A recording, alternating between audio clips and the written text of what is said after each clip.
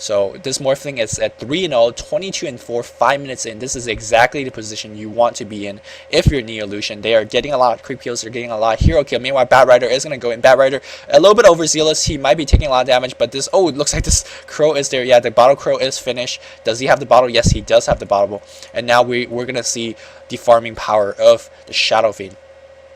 And with Shadow Fiend, with Bottle Crow, and the Crystal Maiden auras allow him to basically nuke every single creep wave without any impunity, without any fear.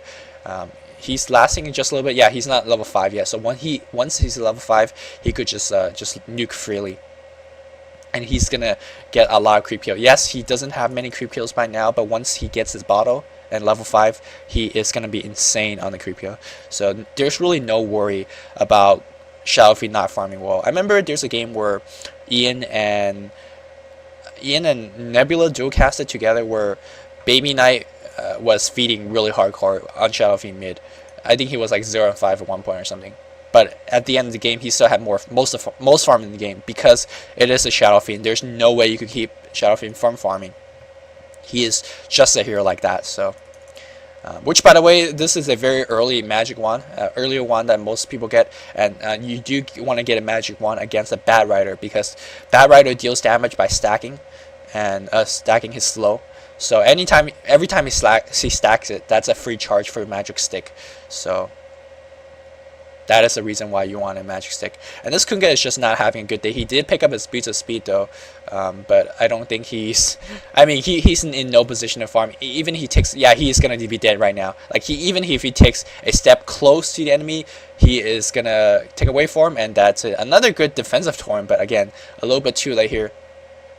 So Neolution, this Morphling 4-0, 32-7, and they are Scourge is going to be looking very dangerous at the mid to late game because of their like 0-9 start. I mean, Scourge is just owning in every sense of the word right now. I'm gonna check out how the mid game warding is going. We do see Sentinel replacing these wards. Oh, not replacing it yet, but this ward is actually going out. They do want to replace that ward though, especially if there's a roaming Sven going from the top to mid lane. That is very dangerous for a very low HP hero such as the Shadow Fiend. Shadow Fiend does have his Boost of Speed, does have the mana now, should be nuking the creep wave like crazy here. He is operating that Bottle Crow, and he's actually using the Crow to pick up that DD rune. Oh yes, he is gonna pick it up. Witch Doctor was a little bit. You can use your Crow to pick up the rune, but in what the hell? I thought the Crow can't. Interesting. I always thought the Crow can.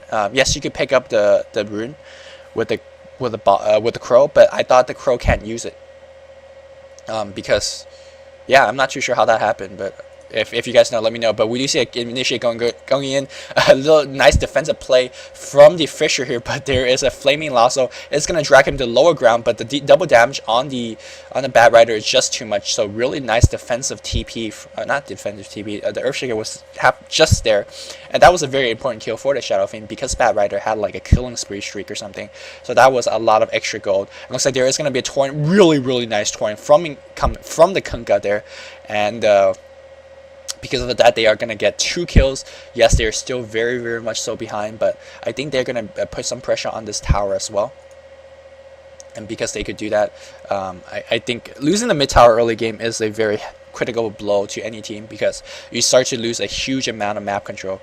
And again, flash farming from the Sentinel player here. Bat Rider is going to be coming in for defend here. He is using his stack, and he's just merely scaring the enemy team away. And Bat Rider in the early game could do just that. Meanwhile, we are going to have a gank on the bot lane. There is a Sentry on the ground. There is a Sonic Wave, and with a couple of right clicks and a good Fisher, they are going to pick off the Broodmother. So Sentinel is making their way back into this game, and they really have a lot of work cut out for them because the score is 3-0. And the biggest fear that they have right now is going to be this Morphling. 10 minutes and 48 creep kills, so that's around 5 a minute, and 4 hero kills. That is just insane. And I mean, Morphling is one of those Dota heroes where when the game goes on longer and longer, there is just really no way to win. he's really reminiscent of heroes such as a Morphling, a Spectre or a Phantom Lancer, where if the game drags out to a absurdly long amount of time, there is just no way you could come back. And Earthshaker is gonna take some stuns, but without the bouncing power of that cask, they are not gonna kill the Earthshaker. Earthshaker extremely low, but he's gonna be okay. Meanwhile, in the mid lane, we do see Bad Rider being aggressive. He is going to try to look for that Earthshaker. Earthshaker does see the Bad Rider coming in, so he is going to back up to the other direction. We do see 2 crows being operated. Yeah, the Quab is using the 1 crow, and Shadow Fiend is going to be using the other crow. So, taking the Invisor into. Very cute, very cute. Meanwhile, on the top lane, we do see Morphling solo killing the Crystal Maiden. If you saw the line of text before this one that disappeared, Crystal Maiden actually bought a pair of wards before he died, and I really like that play. And that's a play I actually talk about a lot in. I think I talked about it in one of my audio guides called "Every Little Bit Count," which I stress the fact that if you have your shops hotkeyed, let's say that Crystal Maiden was sitting around at 200 gold, right? If you're gonna be dying, you're gonna lose gold, because when you die, you lose gold. That's duh. But if you, let's say, hit your shop hotkey really quickly, and then you buy that observer ward, and then you get killed, yes, you died, but you're not gonna lose any gold because you already spent that gold on buying stuff. So that's a really heads up play that the Crystal Maiden player just made. I really dig that. That was pretty cool. Meanwhile, on the bot lane, we do see a a Sven and a Witch Doctor coming in. They're gonna try to get a gank on the Quap, but the Quap is not even there. Maybe they want the Broodmother to put a little pressure to bait a TP into this tower, and so these 2 guys to gank. But I don't think he has picked up any level of spawn spiderlings. I'm not too sure. Oh, there is a level or 2. I'm not too sure what level these are. Maybe level 1 or 2. Very low level. Yeah, that is a level 1 spawn spiderling. So he has max webs and a bite, or put a lot of. Meanwhile, in the mid lane, there's a huge team fight going on. There is a glyph teleportation. They are gonna get a deny out of this tower. So well defended by the Scourge team. They're gonna go on for the Earthshaker. Earthshaker is gonna take a cast. There's a flaming lasso gonna track the Earthshaker up to high grounds, and they are gonna pick up the Earthshaker. Earthshaker does go down. We do see a Requiem, so not doing terribly too much damage because that is a level 1. But looks like Sea Rage is gonna pick up the Witch Doctor. So a lot of damage being traded off. Crystal Maiden did not get picked off. They only lost Earthshaker, but the tower was critically denied. Meanwhile, on the top lane, we do see the Morphling still free farming. And Morphling is going to be pushing this tower. Go, go, go, Morphling. Morphling is going to go for his Yasha into a Manta style first. The trend that we've been seeing in competitive play lately is going for the Manta style first and then going back to the Lincoln Sphere. I kind of think that's a little bit odd because generally, Manta is one of those items that you want to get towards the later end of the game, because looks like the Quap is going to try to blink out. Let's see if there's going to be chain stun going on. No chain stun here. The boat is missing. Let's see if the Broodmother is going to go a ninja kill on the Quap. No, he's not baller enough to do so. Maybe Spawn Spiderling was on cooldown, but he could, in theory, kill off the Crystal Maiden before the Kunkka was there. There is teammate support coming in, and yeah, this Crystal Maiden is not long for life. He's very low HP, but Earthshaker's coming in. Let's see, there is a Stormbow, and there is going to be a stun and a nuke, and they are going to get... I think they're going to get the... Oh, nice, very nice Torrent. They're getting the Broodmother, but Broodmother is going to get a double kill with that Spawn Spiderling.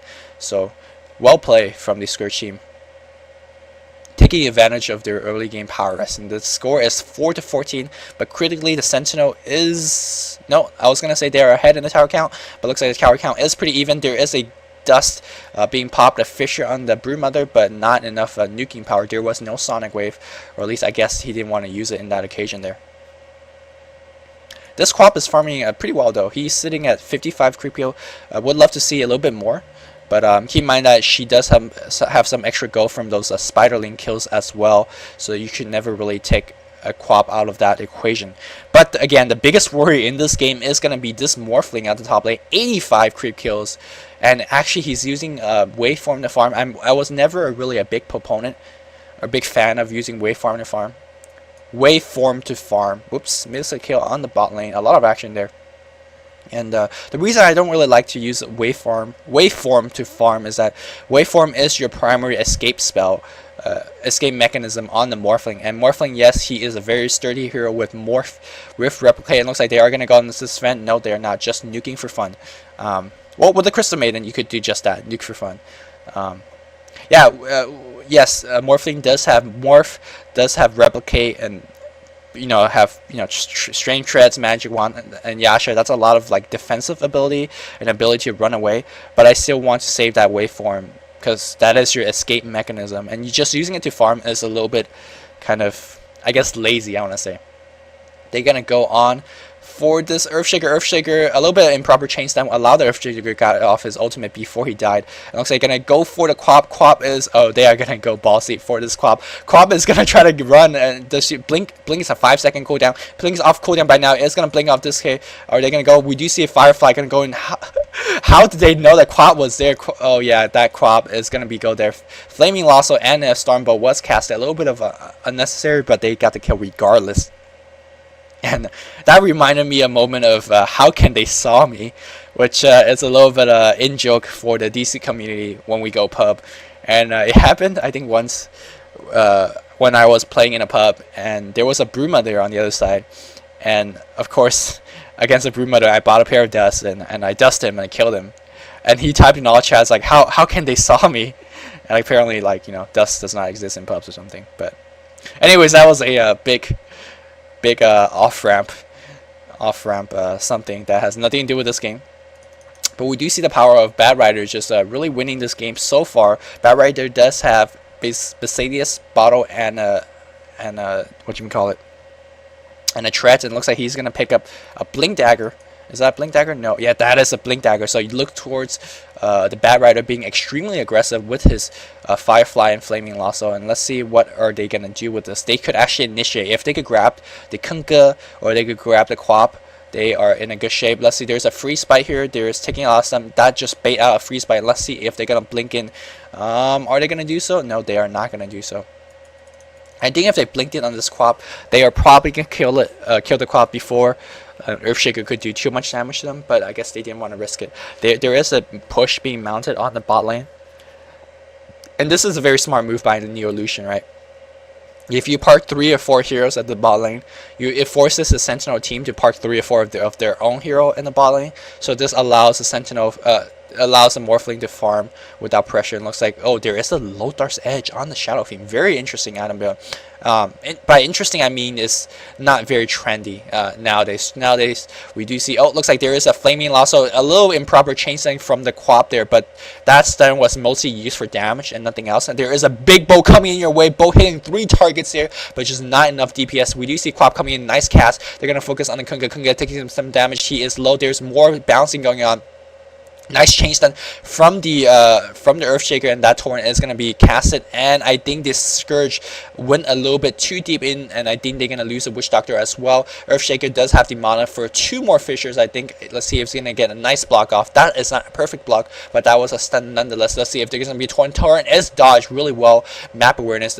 Nova not enough range, and Witch Doctor is constantly gaining mana and whatnot. We're going to see Earthshaker to kind of try to cut him off in this end. Let's see if there's some juke. Oh, I think that was a... Yeah, that was a little bit disappointing. No torrent to follow up, and these guys are chasing a little bit too deeply here. Witch Doctor very baller, but we do see Shadow Fiend just coming in from the behind, and they are going to get the kill as well. So even though that was not perfectly played from the Sentinel team, they did get the kill. So, and... the Philippine team's calling for a save. No big deal, no big deal. Meanwhile, let's check out how Morphling is farming. Morphling, 20 minutes in, is sitting at 120 creep kills, excuse me. That is an average of 6 a minute, and that is very, very impressive. He does have Mantis out already. And we do see Bad Rider picking up another kill, so my apologies for missing that. Probably due to a Blink Flaming Lasso and a nuke and whatnot. So Bad Rider, yes, his early game prowess is going to be starting to wane, but he is still a very dangerous target on the map here. As you can see, he's a little bit glitched out due to that Firefly spell. Meanwhile, someone is teleporting that. Morphling, again, using his waveform to farm. That I don't mind terribly too much because he was extremely close to his tower, and he wanted to get a lot of the creep kills before the tower just gets them all. So that I don't mind too much. But any other time, I don't think you should really use waveform to farm and whatnot. This Quab kind of bullying the morphing a little bit around with his repetitive nukes. Quab does have a very quick cooldown on her Scream of Pain, so she could use it to harass. She could use it to farm very well.